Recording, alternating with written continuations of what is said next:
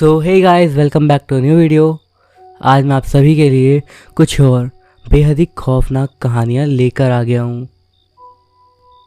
अगर आपको अपने साथ घटी कोई घटना मुझे बतानी हो तो आप उसे स्क्रीन पर दिख रही मेरी इंस्टाग्राम आईडी या फिर मेरे व्हाट्सएप नंबर के ज़रिए मुझ तक पहुँचा सकते हो। आज की स्टोरीज़ की तरफ बढ़ने से पहले आप सभी को मैं अपने नए चैनल के बारे में बताना चाहूँगा। मेरे न्यू चैनल का नाम है स्ट्रेंज नरेटर, जिसको विज़िट करने का लिंक आपको डिस्क्रिप्शन में और पिन्ड कमेंट में मिल जाएगा। चैनल पर आपको कुछ रहस्यमय ट्रू इंसिडेंट्स के बारे में वीडियोस मिलेंगे। वीडियो को चेकआउट ज़रूर करिएगा और अगर आपको वीडियो पसंद आए तो मेक श्योर कि आप चैनल को सब्सक्राइब भी करो। सब्सक्राइब करना है ना करना ये तो आपकी मर्ज़ी है, बट मैं आपसे रिक्वेस्ट करूँगा कि आप एक बार चेकआउट ज़रूर करना। इसी के साथ हम बढ़ते हैं आज की अपनी फर्स्ट स्टोरी की तरफ। ये स्टोरी एक यूएस मिलिट्री के सोल्जर की है और ये उसके साथ अफ़गानिस्तान में हुई एक सच्ची घटना है। आइए आगे की घटना को उसी के शब्दों में जानते हैं।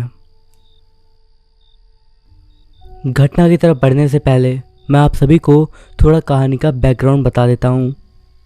मैं दरअसल साल 2011 में यूएस आर्मी में ज्वाइन हुआ था। उस वक्त मेरी उम्र 20 साल की थी। उसके बाद मेरी पोस्टिंग अफ़गानिस्तान के हेलमंद प्रांत में हुई थी। जितना मुझे याद आता है शायद वो महीना अक्टूबर या फिर नवंबर का था और मैं एक टीम का पार्ट था जो कि रात के वक्त हमारे कैंप की या फिर यूँ कहूँ हमारी पूरी बिल्डिंग की निगरानी करते थे। मेरी जो मैक्सिमम शिफ्ट थी वो रात की ही थी।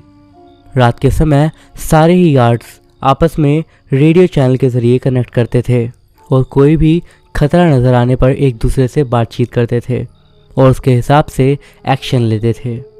हमारी बिल्डिंग से दूर दूर तक केवल रेगिस्तान था और उस बिल्डिंग को वहाँ पर बनवाने का मकसद यही था कि हम दूर से आते हुए दुश्मन पर, जो कि मोस्टली आतंकवादी जैसे कि तालिबानी होते थे, उन पर अच्छे से नज़र रखी जा सके। हालांकि पीछे वाली साइड पर कई सारे पहाड़ भी थे जो कि व्यू को ब्लॉक भी कर देते थे। पूरी बिल्डिंग में लोहे की वायरिंग करी गई थी और उस पूरे एरिया में कुल मिलाकर 6 सिक्योरिटी कैंप्स थे जो कि रात के वक्त निगरानी करते थे। इन सभी का नाम अलग अलग था और जिस पोस्ट पर मेरे साथ ये घटनाएं हुई थी उसका नाम था पोस्ट डेल्टा। अब वहाँ पर लेफ़्ट साइड वाली जो दीवार थी वो एकदम टूटी हुई सी थी, क्योंकि वहाँ पर मेरे आने से लगभग 1 से 1.5 महीने पहले एक हादसा हुआ था। शायद सितंबर का महीना होगा जब एक पिकअप ट्रक जिसमें कि काफ़ी सारा मिलिट्री का ही सामान था वो वहाँ पर आते टाइम आउट ऑफ कंट्रोल हो गया और वो सीधा दीवार में आके क्रैश हुआ। उस क्रैश में 2 आर्मी ऑफिसर्स चपेट में आ गए जिनकी मौके पर ही मौत हो गई। वे दोनों ही दीवार और ट्रक के बीच में आ गए थे और उनकी बॉडीज़ भी इस हालत में थी कि उन्हें पहचाना भी नहीं जा सकता था। उस वॉल को साफ़ सफाई करने का काम तो कर दिया गया था, बट वहाँ पर वॉल बनवाने का काम अभी भी अधूरा था। अब उस जगह पर जब से मेरी पोस्टिंग हुई थी उसी समय से मैंने कई सारी बातें वहाँ पर सुन ली थी, जैसे कि कभी कभी किसी के चलने की आवाज़ें सुनाई देना, जो लोहे वाली सीढ़ियाँ थी उनके ऊपर किसी के ऊपर चढ़ने की आवाज़ सुनाई देना और भी बहुत कुछ। बट मैं इन बातों पर जानबूझकर ध्यान नहीं देता था क्योंकि मुझे पर्सनली लगता था कि ये सब बकवास है और बस काम से मन बहलाने का एक तरीका है। सच कहूँ तो उस वक्त जो मेरे मन में सबसे बड़ा खतरा था वो था तालिबानियों के द्वारा करे जाने वाला हमला। तो मुझे याद है मेरी ड्यूटी की पहली रात तो एकदम नॉर्मल सी गई थी और सेकंड रात की ये बात है जो मैं आपको अब बता रहा हूँ। मेरे अलावा पोस्ट पर मेरा एक साथी और था, उसका नाम खैर अब मुझे याद नहीं है। उस वक्त खैर हम सभी लोग जितने भी सिक्योरिटी वाले थे हम सभी रेडियो पर आपस में कंटिन्यूसली बातचीत कर रहे थे। इससे 2 फ़ायदे थे, हम सभी को एक दूसरे की सिचुएशन का अपडेट था और दूसरा कि अब में से कोई सो भी नहीं सकता था ऐसे। यही करते करते मेरी नज़र बिल्डिंग के चारों ओर देख रही थी, कुछ ऐसा देखने के लिए जो कि अजीब हो। अब इधर उधर देखने के बाद मेरी नज़र एकदम से ही उस जगह पर गई जहाँ पर वो एक्सीडेंट हुआ था, यानी कि उस टूटी हुई दीवार के पास। और तब जो मैंने देखा मेरा एकदम से ध्यान वहाँ पर चला गया। मैंने देखा कि वहाँ पर मुझे 2 परछाइयाँ दिखी एकदम से, एकदम साइड बाय साइड, कि वहाँ पर जैसे 2 लोग मौजूद हों। अब सबसे पहले जब मैंने उन शैडोज़ को देखा तो मेरे मन में आया कि जो दूसरी पोस्ट थी जो कि उस जगह से सामने की तरफ थी, मुझे लगा कि शायद वहाँ से वो जो दो लोग वहाँ पर खड़े हैं उनकी शैडो वहाँ पर आ रही है। बट थोड़ी देर में ही ये ख्याल मेरे दिमाग से चला गया, क्योंकि वो जो शैडो थी जो मुझे दिख रही थी वो एकदम साफ दिख रही थी और एकदम नॉर्मल इंसान के साइज़ की। मतलब कोई शैडो अगर दूर से बनती है तो या तो वो लंबी बनती है या फिर छोटी, बट एग्जैक्ट साइज़ की नहीं बनती। और दूसरी बात, शैडो अगर दूर से बनती है तो वो धुंधली सी होती है, बट जो शैडोज़ मुझे दिख रही थी वो एकदम साफ साफ मैं देख पा रहा था। और दूसरी बात, वो दोनों ही परछाइयाँ एकदम रुकी हुई सी थी, मानो कोई बुत बन के वहाँ पर खड़ी हूँ। मैंने फ़ौरन अपने साथी को बुलाया और उसे वो चीज़ें दिखाई। उसे भी ये बात काफ़ी ज़्यादा अजीब लगी। अब हम लोग ये सोचकर परेशान होने लगे कि बिल्डिंग के बाहर का छोड़ो, यहाँ पर अंदर ही कुछ गड़बड़ चल रही है और हमें सिक्योरिटी इश्यूज़ वहाँ पर लगने लगे। अब मैं अपनी फ्लैशलाइट उठाया और उसे ऑन करके उस तरफ मारने लगा। और तब जो चीज़ मैंने देखी वो बेहद अजीब थी, क्योंकि जब मैंने टॉर्च मारी तो उन परछाइयों को वहाँ से गायब हो जाना चाहिए था, जैसे कि नेचुरली होता है। बट वो परछाई टॉर्च की लाइट के सामने भी वैसे की वैसे ही थी, मानो कोई अदृश्य चीज़ वहाँ पर सामने खड़ी तो है और एकदम ठोस भी है, बट वो हमें दिख नहीं रही है और उसकी परछाई वहाँ पर बन रही है। अब हम उन परछाइयों को देख ही रहे थे कि हमने पाया कि वो परछाइयाँ धीरे धीरे हमारे बाईं तरफ जा रही थी, उस तरफ जहाँ पर एक बड़ा टैंक खड़ा था और वो उसके पीछे ही कहीं जा रही थी। बट सबसे अजीब चीज़ थी उनके चलने का तरीका। वो चल नहीं रही थी, वो दरअसल हवा में तैर रही थी और हवा में तैरते हुए ही उस तरफ बढ़ रही थी। अब तब तक मेरा जो साथी था वो चेक करने के लिए वहाँ से नीचे उतर चुका था और अब वो उसी तरफ बढ़ रहा था। वो वहाँ पर जैसे ही पहुँचा वो दोनों ही परछाइयाँ वहाँ से गायब हो गई। उसने उस जगह को अच्छे से चेक करा, बट उसे वहाँ पर कुछ भी अजीब नहीं दिखा। इसके बाद वो वापस आ गया। अब हमने सोचा कि शायद थकान के कारण हमारा दिमाग हमारे साथ ट्रिक्स खेल रहा है, और यही सोचकर अब हम दोबारा से ही बाकी की जगहों को देखने लगे। बट थोड़ी देर बाद, मुश्किल से कुछ ही मिनटों के बाद, जब हमारी नज़र फिर से वहाँ पर पड़ी तो फिर से एक बार हमने वहाँ पर उन दोनों परछाइयों को पाया। अब भी वो बिल्कुल वैसे ही वहाँ पर थी, बिल्कुल भी नहीं हिल रही थी। अब ये चीज़ हम दोनों को ही काफ़ी ज़्यादा परेशान कर रही थी, इसलिए हमने फ़ौरन इस बार ये बात हमारे बाकी के साथियों को जो दूसरी पोस्ट के थे उन्हें बता दिया। मैंने उसे अपने साथ हुई सारी बातें बता दी और ये भी बताया कि ये लगभग 15 मिनट पहले हुआ होगा। जैसे ही मैंने 15 मिनट वाली बात बोली वो एकदम से ही थोड़ा हिचक कर बोलने लगा। तो क्या बोला तुमने? 15 मिनट पहले?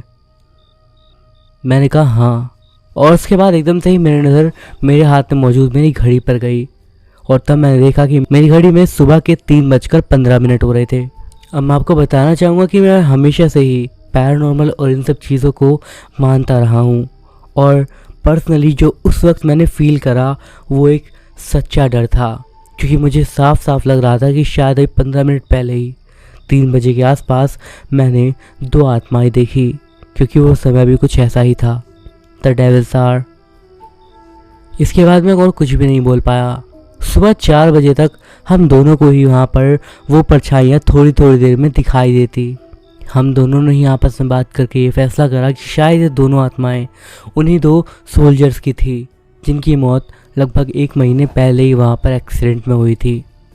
अब जब ये वाली बात मैंने अपने दूसरे दोस्त को बताई जो कि उसी वक्त दूसरे पोस्ट पर तैनात था अगले दिन, तो उसे मेरी बात पर बिल्कुल भी यकीन नहीं हुआ और उसने कहा कि मैं बस फालतू बातें बना रहा हूँ। तो मैंने उससे कहा कि एक काम करो, आज रात तुम मेरे साथ मेरी पोस्ट पर आ जाओ और हो सकता है तुम्हें भी वो सब दिखे जो कि हमने देखा। इसीलिए मैंने अपनी बीती रात वाले साथी से उस जगह को एक्सचेंज करने के लिए बोल दिया और मेरा वो दोस्त उस रात के लिए मेरे साथ उस पोस्ट पर तैनात था। मुझे उसका पूरा नाम तो याद नहीं, बस उसका सरनेम विल था। हमारी नाइट शिफ्ट शुरू हो गई और पूरी रात हमारी लगभग अच्छे से जाती रही, लेकिन सिर्फ 3 बजे तक। अब जैसे ही सुबह के 3 बजे ठीक उसी जगह पर जहां हमने बीती रात देखी थी, वहां पर हमें एक बार फिर से कुछ परछाइयाँ दिखने लगी, वही 2 परछाइयाँ। और इस बार एक और अजीब चीज़ हमने जो देखी वो ये कि जहाँ पर टैंक था वहाँ पर एक बड़ी परछाई थी और उसकी तरफ वो दोनों छोटी छोटी परछाई हवा में तैरते हुए आगे बढ़ रही थी।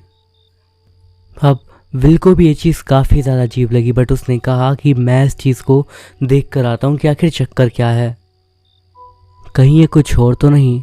ऐसा बोलते हुए विल वहाँ पर देखने के लिए चला गया। बट एक बार फिर से वैसा ही हुआ जैसा पिछली रात हुआ था। उसे वहाँ जाने के बाद कुछ भी चीज़ नहीं दिखी, वहाँ पर अब कोई परछाई नहीं थी। अब वो वापस आ गया और वापस से इधर उधर देखने लगा। अब हमें थोड़ी देर हुई होगी कि एकदम से ही एक ज़ोर से आवाज़ आई। ये आवाज़ थी जो नीचे लोहे की सीढ़ियाँ थी, उन पर मानो किसी ने कोई चीज़ दे मारी हो। विल ने फ़ौरन ही अपनी बंदूक निकाल ली और उसके बाद उधर देखने लगा कि वहाँ पर कौन है। इसके बाद उसने नीचे जाके भी चेक करा, बट उसे वहाँ पर कोई नहीं दिखाई दिया और वहाँ पर छुपने लायक भी कोई जगह नहीं थी। अब वो ऊपर आया और मुझे घूरने लगा और हम दोनों ही एक दूसरे को देखकर ये बात सोच रहे थे कि आखिर वो क्या चीज़ थी जो कि इस तरह की आवाज़ निकाल रही थी। हमने ये बात बाकी के पोस्ट वालों को भी बता दी। अब हम ये बातें कर ही रहे थे कि मैंने नोटिस करा कि हमारे जो रेडियो था उसकी बैटरीज ख़त्म होने वाली थी। इसीलिए मैंने दूसरी पोस्ट पर मौजूद अपने साथी को हमारे लिए रेडियो की बैटरीज लाने के लिए बोल दिया। थोड़ी ही देर में वो बैटरीज लेकर वहाँ पर आ गया और वो हमारे सामने धीरे धीरे ऊपर सीढ़ियाँ चढ़ता हुआ आने लगा। अब जैसे जैसे वो ऊपर हमारे करीब आ रहा था, विल वहीं पर सीढ़ी पर खड़ा हुआ चुपचाप बस उसे देख रहा था। और जैसे ही वो ऊपर आया, विल ने उससे तुरंत पूछा, तुम्हारे साथ जो आया था वो कहाँ गया? बट इस पर उस बंदे ने जवाब दिया कि वो तो वहाँ पर अकेला ही आया है और उसके पास बस बैटरी थी। ये बात सुनते के साथ ही विल को एक जोर का मानो झटका सा लगा और वो पीछे टेबल पर जाकर चुपचाप बैठ गया, मानो उसे कोई बहुत बड़ा सदमा लगा हो। हम दोनों ही अब उसके नज़दीक गए और हमने पूछा, आखिर बात क्या है? तब उसने बोला कि जैसे जैसे वो धीरे धीरे सीढ़ियों से ऊपर आ रहा था, उसे उसके जस्ट पीछे एक आदमी की परछाई दिख रही थी। परछाई क्या, एक पूरी आकृति कि उसके पीछे भी एक और बंदा है जो कि ऊपर आ रहा है। बट जैसे जैसे वो ऊपर आता गया, वो चीज़ गायब सी होती गई। अब इस पॉइंट तक हम तीनों ही अच्छे खासे डर चुके थे।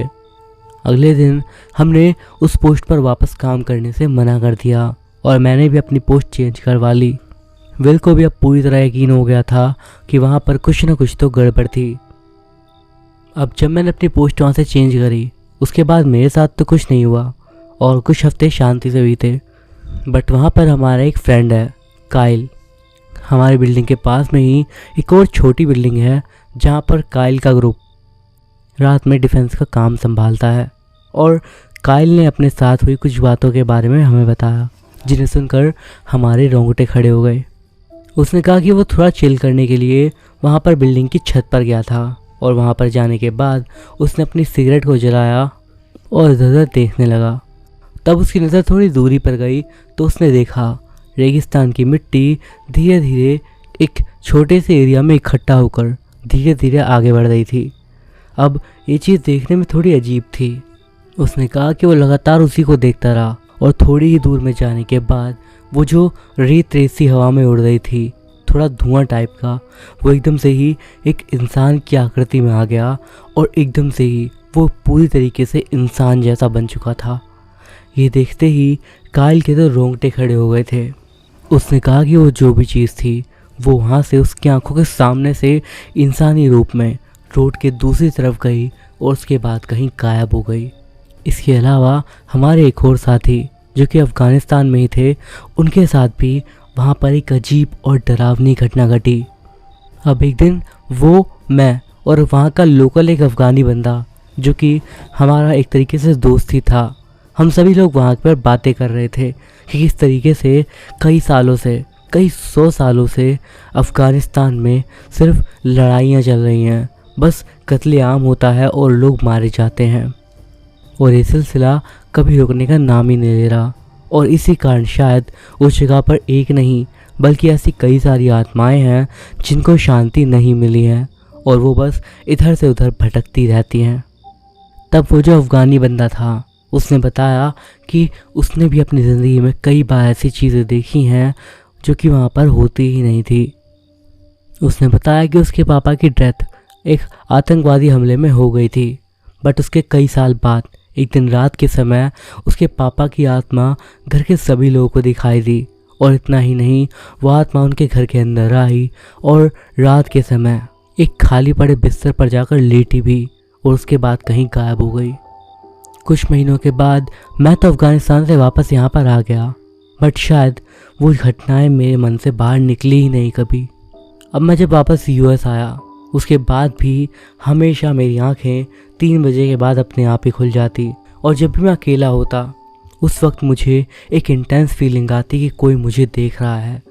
मुझे इस बात का पक्का पता है कि अफ़गानिस्तान से कोई ना कोई चीज़ शायद मेरा पीछा करते हुए यहाँ तक आ चुकी है। ये सारी घटनाएं एक बुरा ट्रॉमा बनकर मेरे मन में बस चुकी हैं और बस हर वक्त मेरे दिमाग में अब ज़्यादातर यही चलता रहता है। इसी के साथ हम बढ़ते हैं आज की अपनी अगली स्टोरी की तरफ। ये स्टोरी हमें बताई है हमारे सब्सक्राइबर मनीष ने। तो आइए आगे की स्टोरी को उन्हीं के शब्दों में जानते हैं। मेरा नाम मनीष है और ये घटना साल 2018 की है। तब 2017 में मेरी जॉब लगी थी और उसके बाद से ही मैं काफ़ी ज़्यादा बिजी रहने लगा था। मेरा एक बेस्ट फ्रेंड था जिसका नाम था रवि। वो मेरा बचपन का दोस्त था, बट जॉब लगने के बाद उससे ज़्यादा मिलना नहीं हो पाता था। तो हम लोगों का प्लान यही बनता था कि जब छुट्टियां पड़ती थी उस टाइम पर हम लोग साथ में कहीं घूमने चले जाया करते थे। तो ऐसे ही हमारा एक बार प्लान्स बना कि हमारी जब छुट्टी पड़ेंगी बीच में 3 दिन की, तो हम एक फेमस वाटरफॉल देखने जाएंगे जो कि हमारे शहर से लगभग 85 किलोमीटर दूर था। वो दिन भी जल्द आ गया, बट उस दिन सुबह सुबह जब मैंने देखा तो रात से ही वहाँ पर तब बारिश हो रही थी। मतलब तेज़ बारिश नहीं, बट इतनी कि आप भीग जाओगे। बट हमने इस चीज़ को इतना नोटिस नहीं करा और हम लोग घर से निकल गए ये सोचकर कि शायद बारिश धीरे धीरे कम हो जाएगी। बट बारिश लगातार तेज़ होती गई और एक पॉइंट ऐसा आया जब हमें अपनी गाड़ी साइड में रोकनी पड़ी ये सोच के कि कहीं बारिश की वजह से कोई हादसा ना हो जाए, क्योंकि एक तो पहाड़ी इलाका था, ऊपर से रोड भी टेढ़ा मेढ़ा और बिजी था। उस जगह पर एक्चुअली वैसे हमारा गाड़ी रोकने का मन नहीं था, क्योंकि एक तो वो अनजान जगह थी, ऊपर से उस टाइम पर वो एरिया थोड़ा सुनसान सा भी था। बट स्टिल हम बस वेट कर रहे थे कि कब बारिश रुके और हम लोग वहाँ से निकल जाएं।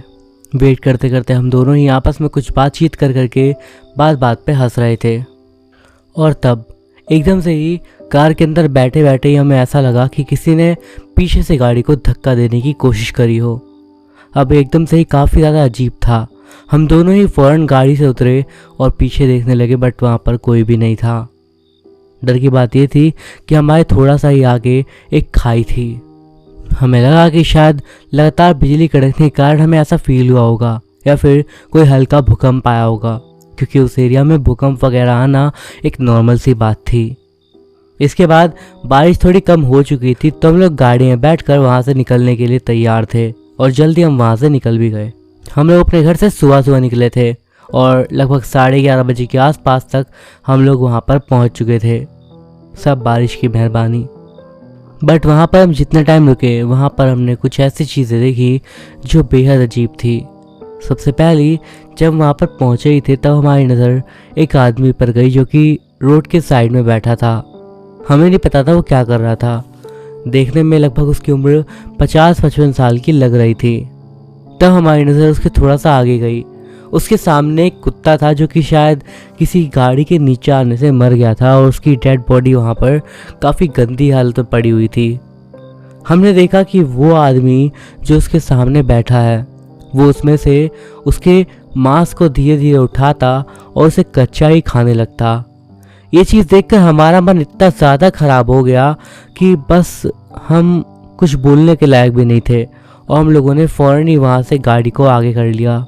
ये चीज़ सबसे पहले रवि ने देखी थी और उसके बाद उसने मुझे दिखाई थी, और हम दोनों का ही मूड इस चीज़ से काफ़ी ज़्यादा बेकार हो गया था। बट इसके बाद उसी समय थोड़े आगे जाने के बाद जब हमने गाड़ी को एक जगह पर आकर रोका तो मैंने वहाँ पर इस बार एक चीज़ देखी, और ये सच में बेहद ज़्यादा अजीब और डरावनी सी थी। मैंने देखा वो एक छोटा बच्चा था जिसकी उम्र लगभग 7 या 8 साल की होगी। वो ठंडे से माहौल में सड़क के बीचों बीच खड़ा हुआ था उसके शरीर पर शायद राख लगी हुई थी और वो कुछ तो खा रहा था। अब जो वहाँ पर वो जगह थी उसके ठीक पीछे एक खाई टाइप का एरिया था। मुझे पता नहीं क्या हुआ, मैं एकदम से ही उसके करीब बढ़ने लगा और मुझे उसके पास जाने की जिज्ञासा सी हुई। मैं उसकी तरफ धीरे धीरे कदम बढ़ाने लगा कि एकदम से तभी पीछे से मुझे मेरे दोस्त ने आवाज़ मारी, वो भी गुस्से के साथ चिल्लाते हुए। मैं एकदम से मानो होश में आ गया और तब मैंने जैसे ही पीछे पलट कर देखा तो मैंने पाया वहाँ पर कोई नहीं था और मैं सीधा खाई की तरफ बढ़ रहा था। ये चीज़ देखने के बाद मेरी रूह कांप गई थी। पीछे रवि के पास और भी कई सारे लोग थे जो कि वहाँ के लोकल्स थे और हमारे ही बारे में बातचीत कर रहे थे। थोड़ी देर तक वे सभी लोग मेरे आसपास घूमते रहे और उसके बाद वापस अपने अपने काम पर चले गए। इसके बाद वापस आते समय पूरे रास्ते मुझे काफ़ी ज़्यादा भारी भारी सा लगता रहा, इतना कि मैं गाड़ी भी ड्राइव नहीं कर सकता था और मैंने रवि को ड्राइव करने के लिए बोल दिया था। बाकी ये पूरे रास्ते रवि ने ही ड्राइव करा। रात तक हम लोग अपने घर पहुंच चुके थे और उसके बाद मैं एक शावर लेकर आराम से अपने रूम में आ गया, ये सोचकर कि अब मैं आराम से सो जाऊंगा। मैं फिर सो भी गया और अगले दिन मेरी आँख खुली। जब मेरी नींद खुली तो उस वक्त सुबह के लगभग 6 बज रहे थे और जब मैं इसके बाद ब्रश करने लगा तब मुझे अपने कान से कुछ अजीब सी चीज़ निकलते हुए महसूस हुई। मैं फ़ौरन घबरा सा गया और मैंने अपने डॉक्टर को अपॉइंटमेंट लेने के लिए कॉल करा। मैं उसी दिन अपने डॉक्टर के पास गया और उन्होंने मेरे कान में से सैंपल लिए और टेस्ट के लिए भेज दिए। भले ही मुझे सुनने में कोई दिक्कत नहीं हो रही थी, बट मुझे अंदर से कुछ भारीपन सा लग रहा था कि कुछ तो गड़बड़ थी। इसी वजह से मैं ये सब कर भी रहा था। 3 दिन के बाद मेरी रिपोर्ट आ गई और डॉक्टर ने बताया कि सब कुछ नॉर्मल है, बस मेरे कान में थोड़ा इन्फेक्शन हो गया था। डॉक्टर ने मेरे लिए कुछ दवाइयाँ लिख दी और उसके बाद मैं रात के वक्त अपना काम वगैरह करके घर लौट आया। मैंने खाना खाने से पहले अपनी एक दवाई ले ली थी और उसके बाद रात के 11 बजे मेरी एक दूसरी दवाई थी और जब मुझे याद आया उसके लिए तब मैंने देखा कि मेरे पास साइड में जग में पानी ख़त्म हो गया था। इसीलिए मैं किचन में पानी पीने के लिए गया। मैं वहाँ गया और पानी पी ही रहा था कि एकदम से मेरी नज़र के एकदम साइड वाले हिस्से से गई किनारे पर। वो चीज़ पता नहीं क्यों एक अजीब सी ही नेगेटिविटी मेरे माइंड में ला रही थी। मुझे नहीं पता वो था क्या, कोई शैतान, कोई आत्मा, क्या था मुझे नहीं पता, बट वो चीज़ मेरे को अपना पीछा करने के लिए शायद बोल रही थी और वो सीधा मुझे मेरी मम्मी के कमरे के बाहर ले गई। उसके बाद एक हाथ जैसी आकृति बनाकर उसने मुझे इशारा भी किया अंदर की तरफ और जैसे ही मैं अंदर गया मैंने देखा वो चीज़ या आकृति जो भी थी वो मेरी मम्मी के पीछे कहीं गई और उसके बाद एकदम से गायब हो गई। मेरे तो मानो होश ही उड़ गए थे और मैं अगले कई दिन तक इस चीज़ का बस मतलब समझने की ही कोशिश कर रहा था, बट शायद इसके बाद जो मेरे साथ होने वाला था मैं उसके लिए तैयार बिल्कुल भी नहीं था। इस घटना के लगभग 1 हफ्ते के बाद मेरी मम्मी का एक्सीडेंट हो गया और उनकी मौत हो गई। इस बात को मुझे तब तो समझने में बहुत वक्त लगा, बट एक बार जब मेरे माइंड में सारी बातें आने लगी तो एकदम से ही मेरे माइंड में क्लिक हुआ कि शायद ये सारी घटनाएं इसी तरफ इशारा कर रही थी। ऐसा इशारा जिसे समझने में शायद मैं नाकाम हो गया। आज भी जब मैं किसी अंधेरे कोने की तरफ देखता हूँ मैं सच में बहुत डर जाता हूँ और मेरे मन में वो सारी यादें ताज़ा हो जाती हैं।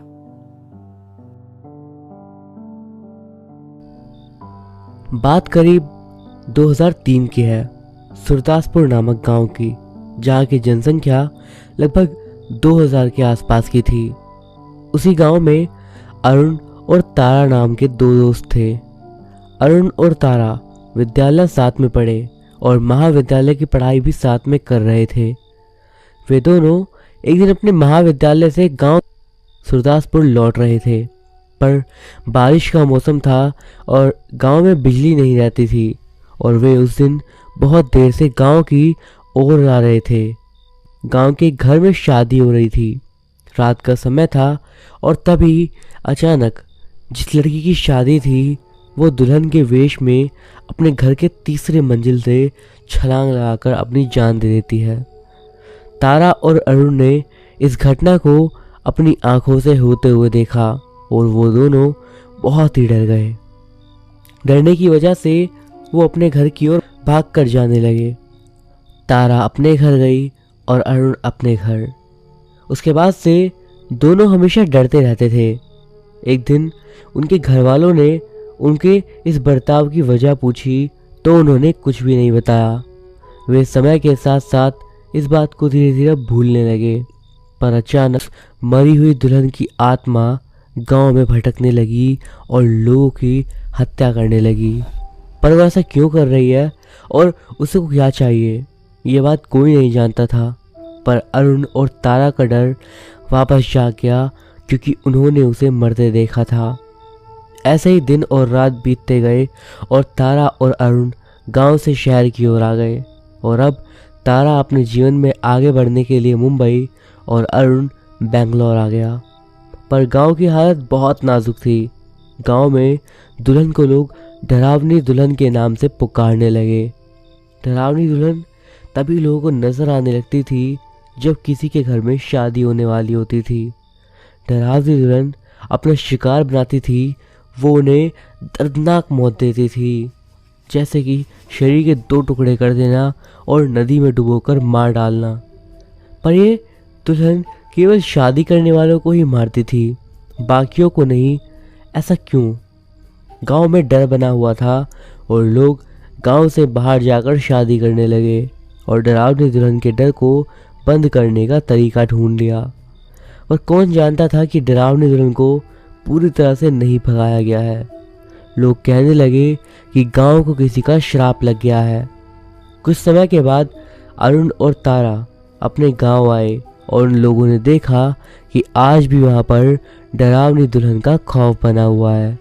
पर अब अरुण और तारा इस डरावनी दुल्हन का खौफ खत्म करना चाहते थे, पर किस तरह से करें, इसके बाद वो कुछ सोचते हैं। अरुण और तारा नाटक करते हैं कि अरुण और तारा की शादी तय हो गई है और घर वालों को सब बात बताते हैं कि अरुण और तारा शादी करने चाहते हैं और वो घर वालों को मना भी लेते हैं। पर घर वाले गांव से बाहर शादी करने को बोलते हैं। पर अरुण और तारा वहीं उसी गांव में शादी करना चाहते थे क्योंकि वो डरावनी दुल्हन से मिलकर उसकी सच्चाई जानकर उसे मुक्ति देना चाहते थे। शादी की तैयारी होने लगी और शादी की रस्में निभाने का समय आ गया। टीका का कार्यक्रम अच्छे से संपन्न हुआ और डरावनी दुल्हन का कोई खबर नहीं थी। सब लोगों ने सोचा शायद अब वो नहीं है गांव में, पर अरुण और तारा जानते थे कि वो ज़रूर आएगी। पर शादी वाले दिन अचानक गांव में काफ़ी तेज़ बारिश आने लगी। जहां डरावनी दुल्हन ने अपनी जान दी थी, बस उसी जगह पर रोशनी थी और बाकी सारी जगह सिर्फ सन्नाटा और अंधेरा। अचानक बादल में जोरदार चमक आई और बादल जोर से गरजने लगे और एक आवाज़ आई कि शादी को रोक दो वरना। अरुण और तारा समझ गए कि वो आ गई है और अरुण और तारा ने बिना किसी को बताए डरावनी दुल्हन के घर जाना सही समझा और वे दोनों निकल गए। वहां जाकर जब उन्होंने देखा तो घर में सब तरफ सिर्फ मोमबत्ती जलती दिखाई दे रही थी और बस उसी जगह पर बारिश भी नहीं हो रही थी। पर तभी तारा ने देखा कि कोई पायल की आवाज़ वहां पर आ रही है और वो आवाज़ उसके एकदम पास से आने लगी। तभी तारा ने आवाज़ लगाई, कौन हो तुम और ये सब कर क्यों रहे हो? सबकी ज़िंदगी में तुमने शादी के नाम पर सिर्फ मौत दे दी है।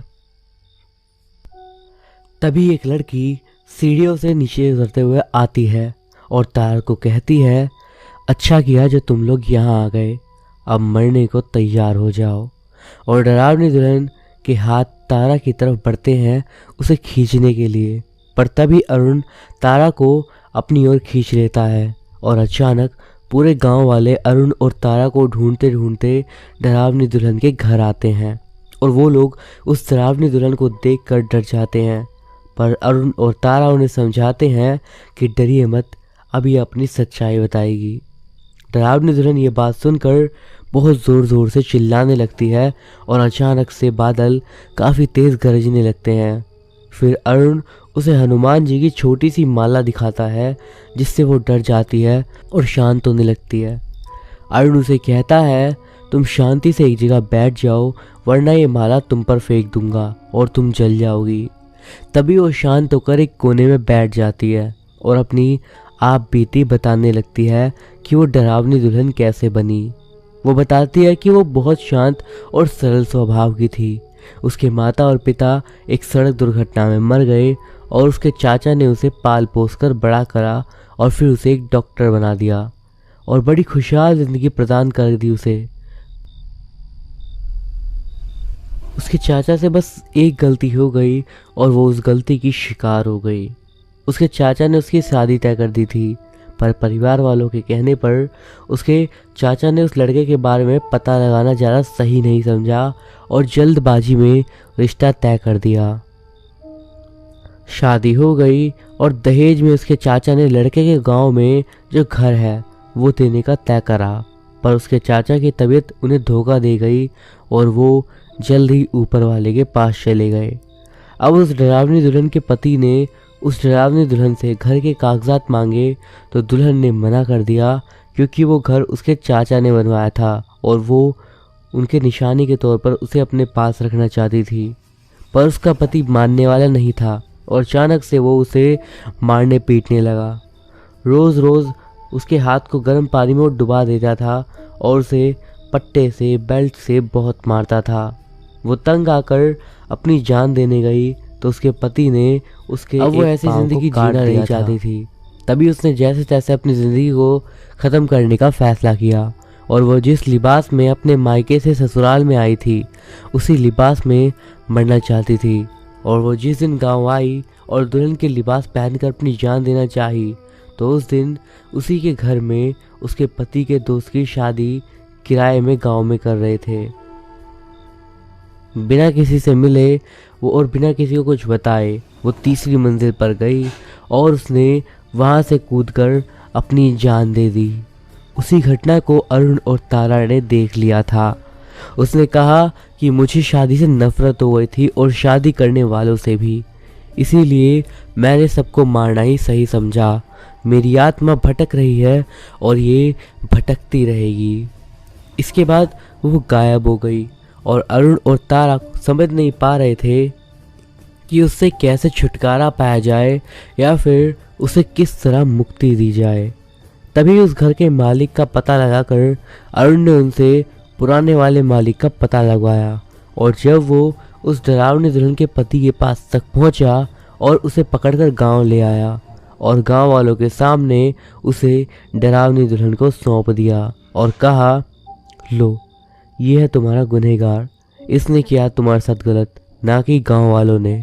डरावनी दुल्हन उसके पति के शरीर के 2 टुकड़े कर देती है और उसे जान से मार देती है, पर उसकी आत्मा को शांति नहीं मिलती और वो भटकती रहती है। तब वहाँ उस गांव में एक योगी बाबा आते हैं और वे अरुण से कहते हैं कि सबसे पहले डरावनी दुल्हन के मृत शरीर को ढूंढना पड़ेगा। अरुण तारा के साथ गांव वाले भी डरावनी दुल्हन के शरीर को ढूंढने लगते हैं और उसके शरीर को किसी ने उसके ही घर के नीचे दफनाते देखा था, पर किसने दफनाया और क्यों ये समझ नहीं पाया। अब वो शरीर को निकालना चाहते थे पर डरावनी दुल्हन का साया वहीं था और उसने इनके काम में बाधा डालनी शुरू कर दी। फिर तारा ने योगी से ये बात बताई तो योगी ने डरावनी दुल्हन के घर के सामने हवन किया और मंत्र उच्चारण करने लगे। वो दुल्हन मंत्र के कारण घर से बाहर नहीं आ सकी और इधर अरुण उसके शरीर को बाहर निकालकर योगी के सामने रख दिया और योगी ने मंत्र से उस डरावनी दुल्हन को अपने वश में किया और उसे घर से बाहर ले आए। योगी ने पूछा, तुम्हारे पति को मार दिया और अब क्यों नहीं जाती हो तुम? उसने बताया कि मेरे पति को मैंने मार दिया, पर मेरे शरीर को किसने दफनाया और मेरे मरने के बाद मेरे शरीर के सारे गहने उतार लिए और उसे जला दिया, मेरे घर को भी जला दिया। मुझे उसका पता चाहिए, मैं उसे भी मारना चाहती हूँ। तभी योगी अपने सिद्ध ज्ञान से पता लगाते हैं कि वो व्यक्ति कोई और नहीं बल्कि सबके मन में यही विचार आ रहा था कि उसके गहने किसने चुराए थे और उसे किसने मारा, पर कौन जानता था कि वो व्यक्ति उन्हीं के बीच में से कोई होगा, अरुण, तारा या फिर कोई और। योगी भी समझ गए कि अब वो व्यक्ति इनमें से ही कोई है, तो वो खुद भी इस बात को कबूल नहीं करेगा। इस बात से परेशान योगी ने डरावनी दुल्हन को कहा कि तुम अभी चली जाओ, ऊपर वाला तुम्हारी ज़रूर मदद करेगा और अरुण और मैं मिलकर भी उस व्यक्ति का पता लगाते हैं। और वो डरावनी दुल्हन योगी के कहने पर अपने आप को उस वीरान घर में कैद कर लेती है। जैसे जैसे समय बीत रहा था, लोगों के मन में डर और चोर के बारे में जानने की उत्सुकता बढ़ती जा रही थी। कुछ समय के बाद अचानक योगी बाबा के मन में एक उपाय सूझा और उन्होंने सोचा कि अब वो इस बारे में पता लगा ही लेंगे। तब योगी बाबा ने डरावनी दुल्हन से मिलने जाने का सोचा और वो उससे मिलने गए और योगी ने दुल्हन को कहा कि उस व्यक्ति का पता लगाने का एक बहुत ही सुंदर उपाय मिला है। और योगी ने उसको पूरा उपाय बताया और दुल्हन ने योगी की बात मानकर उसके कहे पर अमल करना सही समझा। योगी ने दुल्हन को कौन सा उपाय बताया, ये बात जानने वाली थी। तो अब योगी ने गांव में ये बात फैला दी कि दुल्हन के गहनों को किसने चुराया, उसका पता डरावनी दुल्हन ने खुद लगा लिया है और वो उसको मारने वाली है। और उसने सभी को वीरान घर के पास बुलाया। सभी उस रात उस डरावनी दुल्हन के घर के पास गए और सभी डरे हुए थे, पर इस डर से छुटकारा पाने के लिए गए और साथ में उस चोर का पता जानने के लिए भी। बादलों में गड़गड़ाहट होने लगी, बिजली चमकने लगी, अचानक पायल की आवाज़ आने लगी। लाल रंग की साड़ी में दुल्हन सामने आई और उसने कहा, आप सभी को मुझसे छुटकारा चाहिए ना? सभी ने बोला हाँ। तभी दुल्हन ने कहा कि पूरे गांव वाले आ गए क्या, कोई छूटा तो नहीं? सब एक दूसरे की तरफ देखने लगे और सब ने कहा कि सब आ गए हैं, पर एक ऐसा है जो यहाँ नहीं आया है। कौन है वो? दुल्हन ने कहा। सब एक दूसरे की तरफ देखने लगे और अचानक अरुण ने कहा कि तारा यहाँ नहीं है। तब डरावनी दुल्हन और योगी समझ गए कि तारा ही वो लड़की है जिसने डरावनी दुल्हन के गहने चोरी कर लिए और उसे दफना दिया था। अरुण के मन में भी तारा के लिए शक का विचार आने लगा और वो भी तारा को चोर समझने लगा, पर कौन जानता था तारा सही में चोर थी या फिर नहीं। पर तारा का वहाँ ना होना उसके ऊपर ऐसे विचार करने पर मजबूर कर रहा था। फिर योगी ने डरावनी दुल्हन को अपने वश से बाहर किया और डरावनी दुल्हन को कह दिया कि अब तुम्हारा लक्ष्य साफ है, तुम खुद तारा को ढूंढ लो और उसे मार दोगी या जो तुम्हें सही लगे वो करो। पर तारा थी कहाँ? तारा कहीं और नहीं बल्कि शिवजी के मंदिर में थी। पर तारा वहाँ पर क्यों थी? इस बात का पता तभी चलता जब तारा सबको मिलती। सबने ढूंढना चालू किया पर वो किसी को नहीं मिली और उस डरावनी दुल्हन ने अपने नेत्र ध्यान से पता लगाया कि तारा मंदिर में है। पूरा गांव दुल्हन के साथ मंदिर के बाहर जा पहुंचा और डरावनी दुल्हन ने मंदिर में जाने का प्रयास किया तो उसके पैर जकड़ गए और वो विफल रही। इधर अरुण ने उस योगी को मार डाला और वो धीरे से मंदिर पहुंच गया। पूरा गांव और डरावनी दुल्हन ये सोच में पड़ गए कि अरुण ने योगी को मारा और वो मंदिर में क्यों जा रहा है।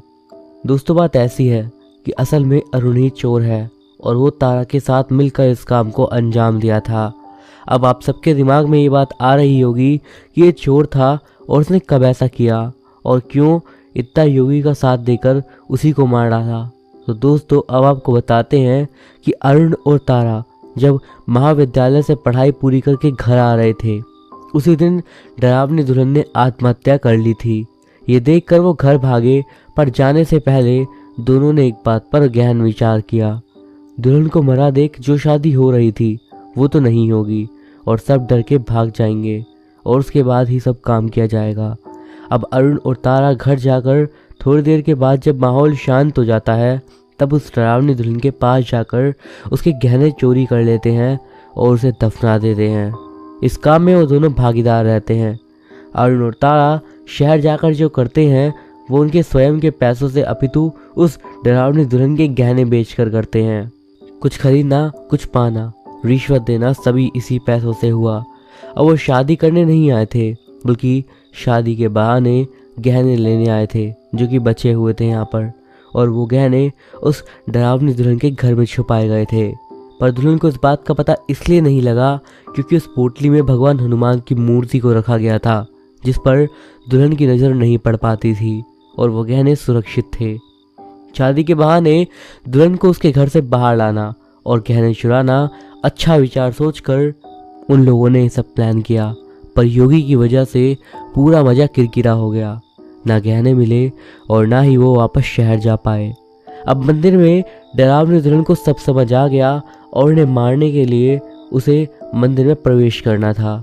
पर मंदिर में प्रवेश करना एक भूत को भस्म होने का खतरा रहता है, इसलिए अरुण और तारा को बाहर लाने के लिए भूत ने किसी मनुष्य के शरीर में प्रवेश करने का सोचा, वो भी सीधी तरीके से और किसी बच्चे के शरीर में, क्योंकि बच्चे पाप नहीं करते और वो मंदिर में प्रवेश कर सकते हैं। पर क्या मंदिर में भूत जा सकते हैं? नहीं। तो डरावनी दुल्हन अरुण के छोटे भाई सुमित के शरीर में प्रवेश करके उसे नुकसान पहुंचाना शुरू कर देती है और अरुण ये बर्दाश्त नहीं कर पाता और वो खुद बाहर आ जाता है और दुल्हन ने उसे 2 पेड़ के बीच बांधकर उसके 2 हिस्से कर डाले।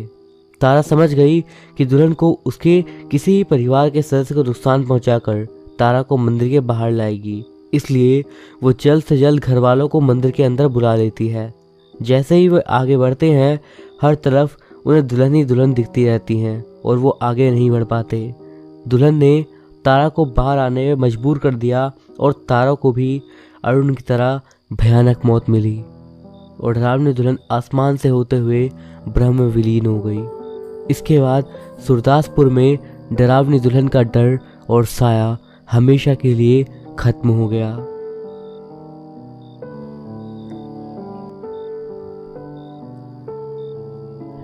तो दोस्तों, ये थी हमारी आज की स्टोरीज।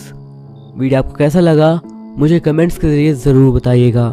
अगले वीडियो के सजेशन भी आप कमेंट्स के ज़रिए मुझे बता सकते हो। मैं अभिषेक मिलता हूँ आपसे अगली वीडियो में कुछ और स्टोरीज के साथ। तब तक के लिए बाय।